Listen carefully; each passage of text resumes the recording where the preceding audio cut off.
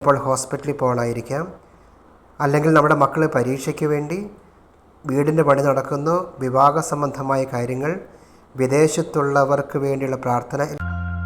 എന്നെ ഉള്ളം കയ്യിൽ കാക്കും മണ്ണിൽ വീഴാതെ അതിലോലം തുണയാകും എൻ കൈ വെടിയാതെ. കാരുണ്യവാനും സ്നേഹനിധിയുമായ ഞങ്ങളുടെ പ്രിയപ്പെട്ട തമ്പുരാനെ, അങ്ങ് എത്രമാത്രം ഞങ്ങളെ സ്നേഹിക്കുന്നു ഈശോയെ.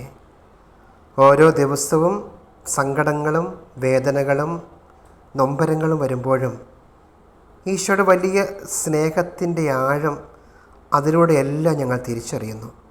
ഈ ദിവസത്തിൽ ചെയ്യുന്ന എല്ലാ കാര്യങ്ങളും ഒന്നോർത്തേ.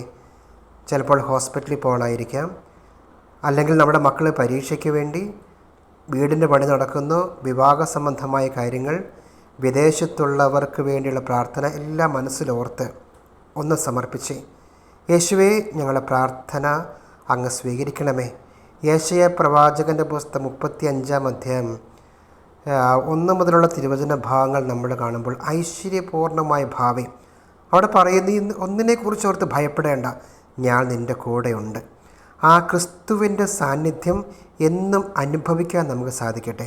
വിശ്വാസത്തോടു കൂടി നമുക്ക് പറയാം, ഈശോയെ ആരാധന, യേശുവെ സ്തുതി, യേശുവെ നന്ദി. ദൈവമേ, ഞങ്ങളങ്ങേ സ്നേഹിക്കുന്നു.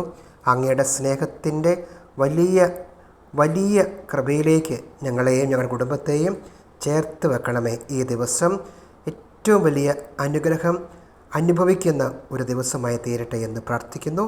നിത്യം പിതാവും പുത്രനും പരിശുദ്ധാത്മാവുമായ സർവേശ്വര എന്നേക്കും ആമേൻ.